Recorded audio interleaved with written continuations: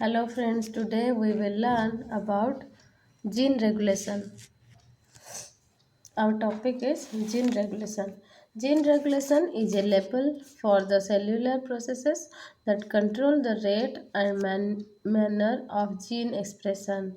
A complex set of interactions between genes, RNA molecules, proteins, and other components of the expression system determine when and where specific genes are activated and the amount of protein or RNA product produced. Some genes are expressed continuously as they produce proteins involved in basic metabolic functions. Some genes are expressed as part of the process of cell differentiation, and some genes are expressed as a result of cell differentiation. Now come to mechanism of gene regulation, and it includes various things. Let's know about the gene regulation mechanism.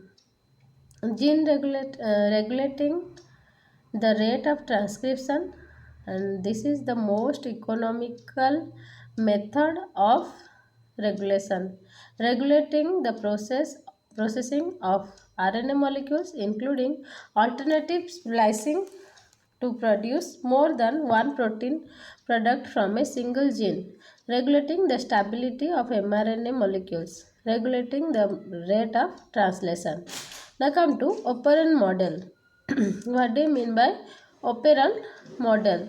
The basic concept about how gene regulate occurs at the level of transcription in bacteria was provided by the classical model called operand model. It is formulated by the scientists Jacob and Monod in 1961. Operant genetic regulatory system found in bacteria and their viruses in which genes coding for functionally related proteins are clustered along the DNA. This feature allows protein synthesis to be controlled coordinately in response to the needs of the cell. By providing the means to produce proteins only when and where they are required, the operand allows the cell to conserve energy. A typical operand consists of a group of structural genes that code for enzymes involved in a metabolic pathway, such as the biosynthesis of an amino acid.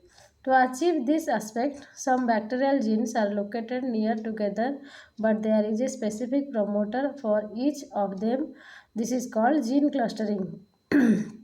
Many of the genes in E. coli are expressed constitutively, that is, they are always turned on, and others, however, are active only when their products are needed by the cell, so their expression must be regulated.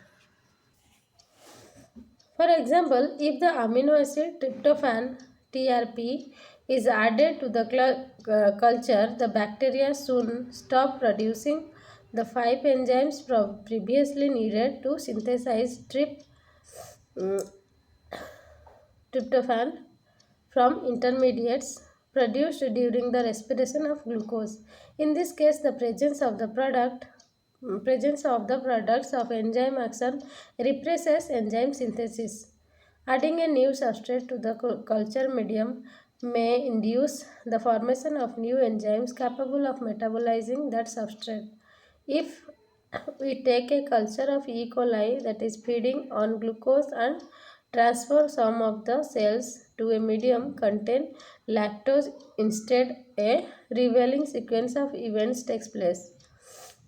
The three enzymes are formase, beta glucosidase, and transacetylase. A formase that transports lactose across the plasma membrane from the culture medium into the interior of the cell. Beta galactosidase, which converts lactose into the intermediate allolactose and then hydrolyzes this into glucose and galactose. Once in the presence of lactose, the quantity of beta glucose galactosidase in the cells rises from a tiny amount to almost 2% of the weight of the cell. The transacetylase, whose function is still uncertain. The lac operon and inducible system. The first control system of enzyme production worked out at the molecular level described the control of enzymes that are produced in response to the presence of the sugar lactose in E. coli cell. The pathway that leads to production of glucose and galactose is lactose gives rise to lactose in presence of beta galactosidase gives rise to glucose and galactose. Several proteins involved in lactose metabolism in the E. coli cell. They are beta galactosidase converts lactose into glucose and galactose. Second is beta galactoside permease transports lactose into the cell. Then third is beta galactoside transacetylase function. Its function is unknown. Okay. Now come to region. The lac operon consists of three structural genes and a promoter, a terminator, regulator, and an operator. The three structural genes are LAC-Z, LAC-Y, and LAC-A. Only LAC-Z and LAC-Y appear to be necessary for lactose catabolism. LAC-Z encodes beta-galactosidase, that is LAC-Z, an intracellular enzyme that cleaves the disaccharide lactose into glucose and galactose. Next point is LAC-Y encodes lactose permease, that is LAC-Y, that a transmembrane supporter that forms beta galactosides into the cell using a proton gradient in same direction. LAC-A encodes galactosides O acetyl transferase, that is LAC-A, an enzyme that transfers an acetyl group from acetyl coenzyme A to beta galactosides. I, gene for repressor protein. P is the promoter. O is the operator. Effector molecule, that means a molecule that interacts with the repressor and affects the affinity of the repressor for the operator. Mutant lags in mutant phenotype. Constitutive expression because the operator is never closed. Constitutive expression because the repression protein cannot bind. P means no expression of the operon because RNA polymerase cannot bind. LAC-Z means no glucose or galactose production from lactose. LAC-Y, that means no induction because lactose will not be taken into the cell. Gene transcription begins at a particular nucleotide shown as +1. RNA polymerase actually binds to a site upstream of this site and opens the double helix so that transcription of one strand can begin. The binding site for RNA polymerase is called the promoter. In bacteria, two features of the promoter appear to be important. A sequence of TAAT centered 10 nucleotides upstream of the +1 site and another sequence TTGACA or something quite close to it centered 35 nucleotides upstream. Now come to the lac operon. The absence of the lactose, the repressor protein encodes by the I gene binds to the lac operon and stops transcription. Binding of allolactose into the repressor causes it to leave the operator. This enables RNA polymerase to transcribe the three genes of the operon. The single mRNA molecule that results in is then translated into the Three proteins. Lactose present, repressor inactive, operand on. Now come to lactose repressor. The lac repressor binds to a specific sequence of 2 dozen nucleotides called the operator. Most of the operator is downstream of the promoter. When the repressor is bound to the operator, RNA polymerase is unable to proceed downstream with its task of gene transcription. Lactose is not the preferred carbohydrate source for E. coli. If lactose and glucose are present, the cell will use all of the glucose before the lac operand is turned on. This type of control is termed catabolite repression. To prevent lactose metabolism, a second level of control of gene expression exists. The promoter of the lac operand has two binding sites. One site is the location where RNA polymerase binds. The second location is the binding site for a complex between the catabolite activator protein and cyclic AMP, CAP and CAMP. The binding of the cap means CAP to CAMP complex to the promoter site is required for transcription of the lac operand. The presence of this complex is closely associated with the presence of glucose in the cell. As the concentration of glucose increases, the amount of CAMP decreases. As the CAMP decreases, the amount of complex decreases.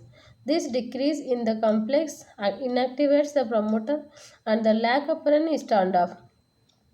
Because the CAMP to CAMP because CAP to CAMP complex is needed for transcription, the complex exerts a positive control over the expression of the lac operand. Now come to positive control of transcription CAP. Absence of lac operand, lac repressor. Absence of lac repressor is essential but not specific for effective transcription of the lac operand. The activity of RNA polymerase also depends on the presence of another DNA binding protein called catabolite activator protein or CAP. Like the lac repression, CAP has two types of binding sites. One binds the nucleotide cyclic AMP and the other binds a sequence of 16 base pairs upstream of the promoter. Yet CAP can bind to DNA only when CAMP is bound to CAP. So when CAMP levels in the cell are low, CAP fails to bind DNA and thus RNA polymerase cannot begin its work, even in the absence of the repressor. So the lac operand is under both negative and positive control. Riboswitches, protein repressors and co-repressors are not the only way in which bacteria control gene transcription. It turns out that the regulation of the level of certain metabolites can also be controlled by riboswitches. A riboswitch is section of the 5' untranslated region in a molecule of messenger RNA which has a specific binding site for the metabolite. Some of the metabolites that bind to riboswitches are the purine, adenine and guanine. The amino acids glycine and lysine. Flavin mononucleotide, that is the prosthetic group of NADH dehydrogenase, and S adenosyl methionine that donates methyl groups to many molecules including DNA, the cap at the 5' end of messenger RNA. Next is tRNAs. When these are bound to their amino acid, they bind to the riboswitch in the mRNA that encodes the enzyme and amino acid tRNA synthase. responsible for loading the amino acid into the tRNA. This causes transcription of the mRNA to terminate prematurely. tRNAs with no amino acid attached also bind to the riboswitch, but in such a way that transcription of the mRNA continues. Its translation produces the amino acid tRNA synthetase used to load the amino acid onto the tRNA. Thus, these riboswitches regulate the level of amino acid tRNAs, producing more when needed, less when not. In each case, the riboswitch regulates transcription of genes involved in the metabolism of that molecule. The metabolite binds to the growing mRNA and induces an allosteric change that for some genes causes further synthesis of the mRNA to terminate before forming a functional product, and for other genes enhances completion of synthesis of the mRNA. In both cases, one result is to control the level of that metabolite. Now come to tryptophan operant system. The tryptophan operand of E. coli controls the biosynthesis of tryptophan in the cells from the initial precursor choristamic acid. This operand contains genes for the production of 5 proteins which are used to produce the 3 enzymes. The products of the E and D genes form a multimeric protein comprised of 2 copies of each protein to produce the enzyme anthranilite synthetase.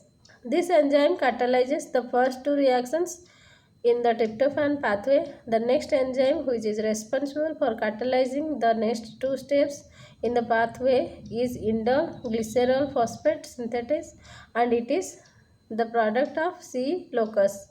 The final step in the reaction is the pathway produces tryptophan from indole glycerol phosphate and serine.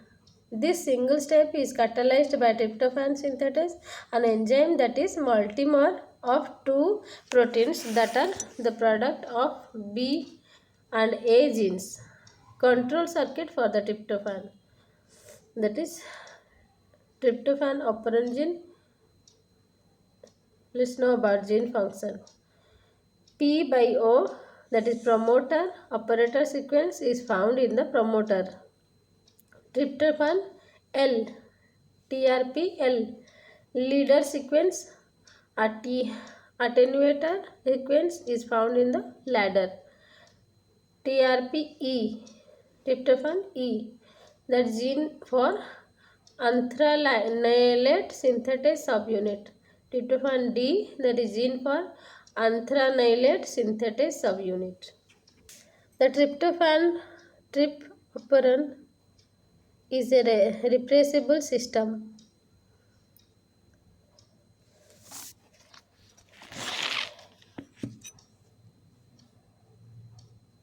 Thank you.